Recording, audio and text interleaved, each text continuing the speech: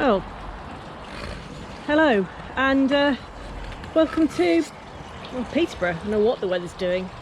We've had hail, thunder, sun and rain in about 5 minutes last night, and I think it's doing the same today. But if we can get through this, then I'm going to talk about some of the herbs. Now, we've had a bit of a rundown on a lot of minty things.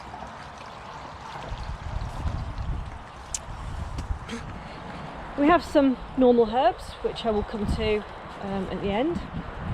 We're probably going to have some rain, but I wanted to talk about these ones down here, which are kind of coming to the end of their life, given that it's now October, and just talk about some slightly more interesting ones and some of the uses that we put into mostly food. I like food, I like cooking.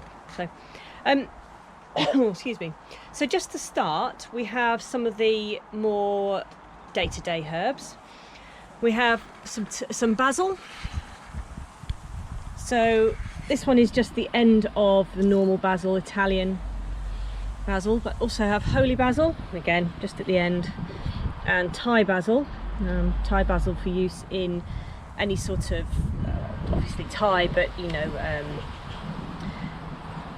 food such as, you know, you can use it with lemongrass, with ginger, coconut milk. It sort of tends to go in those sort of foods.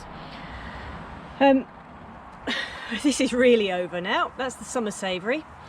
Summer savoury I'd recommend as a, see just tiny little flower there, if you can just see it. I'd recommend summer savoury for things like ham stews. So tend to do ham hock and just boil that up with some vegetables and herbs, and then you get a soup out of it as well as the ham hock. Also very good for bean salad, which when the runner beans are working, which obviously as I showed you before, they're not this year. When they're working, I tend to eat quite a lot of bean salad, which is dead easy to make, and savoury, summer savoury goes in really well in that. As the name would imply, as a winter savoury as well, which we'll show you, looks fairly similar to this, but isn't perennial, so will stay with you for quite a few years as opposed to the annual. If you're interested in taxonomy, biology, all these are fancy mints. So basils and savoury are all fancy types of mint. And most herbs actually come from two families. There's the mint family, which also provides things like thyme, and rosemary, not raspberry, that would be silly. And there's the parsley family. So Steve isn't far wrong when he says that quite a lot of stuff in this garden is fancy parsley, as are carrots and parsnips. And the next one is a fancy parsley, and that's dill. Again, it's a dead easy one to grow. You just put the seeds in the pot and give it a few weeks. It's an annual, but it's quite quick growing, which means that you can actually put several crops throughout the year. This is the third, I think, this year. And dill really will come into its own now we get into autumn, because it's great in things like borscht, you know, so beetroot soups, anything sort of Eastern European, goes really well with salmon, cream cheese, things like that. Dill's quite a good staple actually. And I'm about to get wet, I think, but never mind. I'm going to move on to another one which most of you probably won't know, and this is Mew. And it's this one, which just looks a bit like sort of furry really. Now, I've had this plant for a good 10 years. It dies off every winter, comes back every spring, regular as clockwork. It has never flowered, although it is actually a fancy carrot. I'd love to get some seeds off of it, because actually I'd love to be able to grow. I had a bit of an experiment propagating some of the herbs. I can tell you that Mew definitely doesn't like being propagated in water or with rooting powder. So the name, it's also called Meum or Spignal, and it's actually a very old English herb. I use it in salads, particularly in potato salad. It goes really well with chives and mint. It tastes a little bit like sort of cross between parsley and celery. It tastes very green, and it's well worth looking out if you want something interesting. Next one at the back. Now this is a different family. This is a fancy pea. It's licorice. Grown purely for the fact that I've got licorice in the garden, no other reason. It's supposed to have a pink flower, but I've never actually had a plant that's come to flower. I think its growing season probably is slightly longer than the warmth we can provide here in the UK. This one I'm going to try and bring into the greenhouse when it gets cold in a few weeks, and see if I can actually get it to grow enough to flower. It's another one that dies right back, and so I quite often in spring and find myself ending up looking for the licorice and losing it.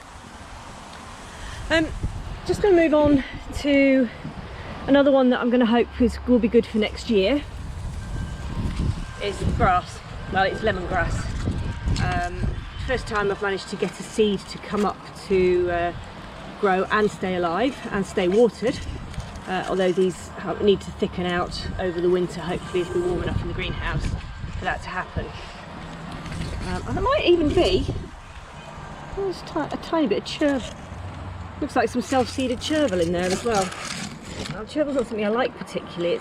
I love licorice, but I don't like the licoricey flavour of chervil particularly. So I don't use it, but I grew it once and it crops up all over the garden now. Something else with the flavour that I don't particularly like is the licoricey flavour of tarragon. Just something about it doesn't do me well at all. However, I expect that we'll probably be using that, well, Steve will be using that in chicken pies, as it goes very well with chicken and leek, and that's something he likes to do, likes to make. Yes, he don't tell anybody, he does cook. Moving on fairly quickly now, next one is stevia. It's another one that's not hardy in this country. This is last year's plant, which was actually in a hanging basket. I overwintered it. Many of you will know stevia for being good for a sugar substitute. And yes, you can use it when stewing fruit. The other one which you can use if you have any is something called sweet Sicily. And that is a UK wild herb, which has a very slightly licoricey flavour to the leaves when you smell them, but actually taste doesn't transfer into your food. And I think it's really good for stewing things like rhubarb, because you do need quite a lot of sugar to get over the astringency of that. So definitely recommend that. Now this is one I've just tried this year. This is called epazote. Now I've got some dried stuff and I use it just to sort of add interest to spice mix when I do things like fajitas. So I thought I'd grow it. I will pick some of the leaves, or I'll be drying these off and seeing if I can get some dried leaves. It's not particularly pleasant on its own. It smells quite musty. It looks like looks very similar to things like wormwood, artemisia, which again those are sort of native UK plants, but this is from South America. Member of the daisy family. These are actually the flowers, and they're tiny, just little insignificant dots. But again, that lends it to looking like artemisia, and I don't know if they're related or not, but they could be. The last couple we have here. Oh look, and just to say, there is some more feral chervil. So if anyone likes eggs or wants some chervil, you know where to come. Next one is lovage. This is a fancy parsley. I don't usually grow it in a pot, but I sort of just need to reconfigure a couple of bits in the garden to get this in. It grows normally to about 6 foot and has some quite yellow fennel carrot-like flowers. Grow it for both the leaves, which are good in things like risottos and soups and salads. Obviously only the very new leaves, because they get quite old and tough as they get up as the year goes through.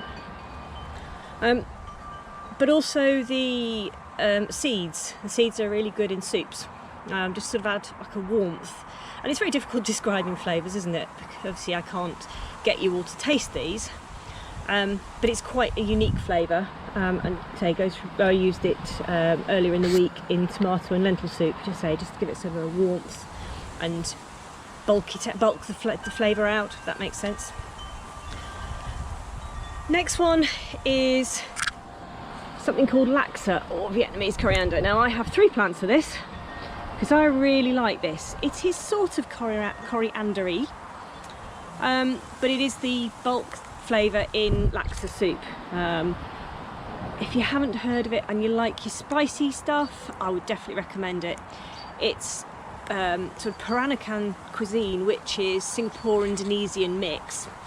It's quite hot, it's quite sweet, it's got coconut milk, noodles, and really lovely and warming. It's just one of my favourite dishes. So I've got quite a lot of laksa, so if one of the plants dies, I've got some spare. Final one in here again is just a curiosity. And that is cardamom, Elitaria, sort of a false cardamom really, although the leaves smell wonderful, but doesn't have any culinary use that I can find. It's not one that's going to be likely to ever flower again in the UK. I think our growing season's just too long. Now this has survived outside for about 5 years because we've been very fortunate and had some very mild winters. But I'll try it inside and just see what happens. So, as you can see, it's now raining. Those are sort of the interesting herbs I've got, or some of them. Really, the reason I've got all these is I don't like garlic. So I've ended up having to cook all my spice mixes and curry mixes and make them all from scratch. And if you're just searching for just that right taste, then that's what I'd highly recommend. Going out, there are sort of several companies. Hook's Green Herbs is one that springs to mind. It does mail order. There's a local one called the Herb Nursery up at Thistleton, which is the cutest place imaginable. And if anybody is in the sort of Rutland area, I definitely recommend giving them a visit because they have a fantastic range of vegetables, fruit, herbs, and flowering plants. To give them a try, but there's a few other companies out there that do some interesting things, and it's definitely worth exploring. Now over here, again, sort of a couple of curiosities. We have this one, which is meadowsweet. Now this is actually starting to fruit, which is why it's looking particularly unspectacular. It has a very frothy type flower. It's actually a member of the rose family. Again, that's a bit of a curiosity. It's something which was used for its antibacterial properties many years ago, before bacteria were discovered. There's this one which is dittany. Again, this is kind of getting a bit over. It's a type of oregano. As you see, all the bird seeds dropped in the middle of it. But has very pretty pink flowers, sort of chains of pendulums of pink flowers hanging down. That's definitely one to have for its looks. This here is beetroot. I have no idea how that got there, but if it grows, we'll eat it. That's fine. And this is the one that I wanted to talk to you about because I have absolutely no idea what it is. I found it in the garden, having self-seeded last year, and it's seeded again this year in a different place, so it's obviously an annual. It looks to me, these are beautiful purple trumpet-like flowers which are just over, but it looks to me like it's probably a member of the Solanum, so that's the tomato family, and possibly a branch somewhere near the physalis, which Chinese gooseberry, and the tomatillos, which we talked about before, because it has these lovely seed casings. No idea what it is, but definitely want to be keeping it because it's quite dramatic, fills up quite a nice space, as I said, with these beautiful purple flowers which are just a little bit over now. So, as I just mentioned earlier, we do have a few, well, it might stop raining now, a few of the normal herbs, sorry. So we have parsley. Behind it is thyme. There's the parsley. I don't use parsley in cooking that much actually, which is why I've only got one plant. This is what leeks look like when they bolt. I was just a bit curious to see what would happen as I saw they were starting to. Quite lovely and dramatic, and if I've got seeds then we will that'll be next year's leeks, so that's the hope. In here we have a genuine cross between parsley and celery. It's called parcel, spelt parcel. And again, it's just a useful one for adding to soups, for that sort of celery parsley flavour. It really does taste like a cross between it, and it looks like these seeds are ready to harvest.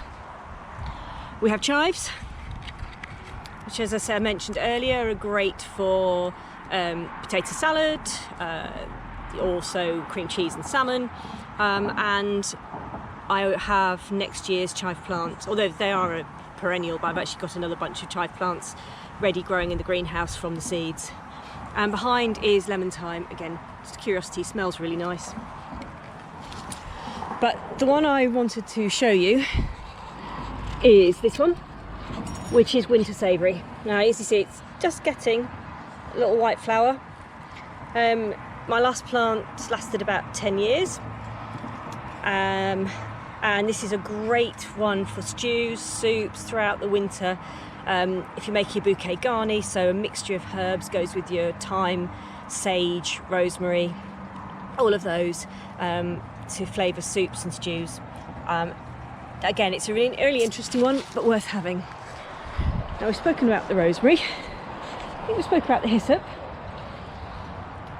Again, I think hyssop's probably one which you either like or you don't.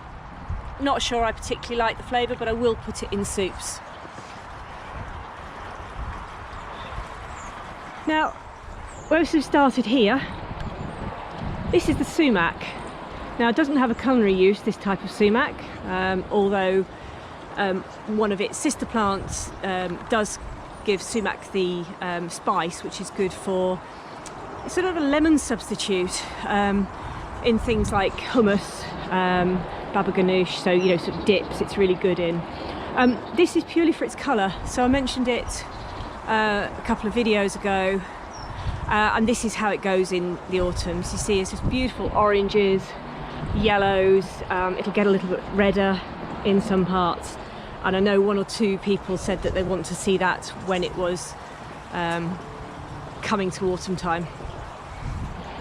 So finally, I don't know if anyone's interested in propagating, but I have a little tray of things that we've propagated. Now, certain plants, so things like sage, rosemary, and a lot of these are actually, say, from the mint family, do really well by either hydroponically taking cuttings. So that's just basically taking cuttings, putting them in a jar until they grow roots, or actually just putting them straight into soil with some rooting powder. Now, you can get organic rooting powder, I'm not sure, or non-organic. The non-organic is hormone, it's basically a natural plant hormone, so I'm not sure quite why there has to be a difference. These were done, these are my first successes with the organic rooting powder. So I've got a type of blackcurrant sage here, which is called Hot Lips. I don't know if anyone of you know it. It's got flowers that change colour from white to red throughout the season on each petal. We have some chilies, of course. We have rosemary, some thyme, arnica. This is just this propagates underground, so arnica is good for bruising. It's a yellow daisy-like flower. I think it's a member of the daisy family. If you do have it, again, it's not something I've actually used ever because I haven't got round to start thinking about making my own medicines. But it's there for curiosity. It propagates by rootlets underground, and that's one thing you have to watch with quite a lot of these herb plants, because a lot of them are native UK, so they're very happy in your garden and they'll take over, and a lot of them propagate underground. Say arnica does, mint's notorious for it. So you have to be very, very aware if you're going to grow these plants that crowd control may be really important, and you may need to pull up quite a lot of them. The plus side of that is that you occasionally find these lone little rootlets have grown, and actually you've got another plant, which is what I've got there. We have the chives that I grew earlier, that I mentioned earlier. And the other one I wanted to talk about is coriander. Now, coriander is very like dill. It's from the dill same family, so it's a fancy parsley. It's like Brussels sprouts. So, coriander leaf, again, it's a genetic component. So some people just, no matter how much you dress it up, whatever you put it in, will not like the flavour of Brussels sprouts because they taste bitter. I'm one of them. Similarly, coriander, it doesn't matter what you do, what you put it in, some people will find it tastes very soapy, and it's genetic. That's one of those things. But if you like me and you like it, again, it's just fantastically versatile for salads, stews, any sort of cuisine, on top of your curries, your Far Eastern, so laksa it would go with. I'm going to do a chili, so it'll be in the chili this evening. Northern African, most types of food. Coriander is just a really good little addition right at the end to the flavour. It's a very subtle, easily damaged flavour, so the leaves are quite soft. So if you're going to put it in cooking, don't put it in early, put it in last, ideally just before you're going to serve up. But that is one of my absolute go-tos for flavour. I think I've rambled on enough. As you can probably see, we're going to be eating quite a lot of chilli over the winter. This is the plant I showed you earlier, and I've lost count of the number of chillies on there. I'm going to go off now and make dinner tonight, which is a chilli. So if you stuck it this far, thank you very much. If you want to find out any more, please put comments below. And I'll do another one. Next one will probably be on some Australian plants and some foreign interesting imports that we have. But I'll have to see, and obviously we'll find out. Thank you very much. Bye.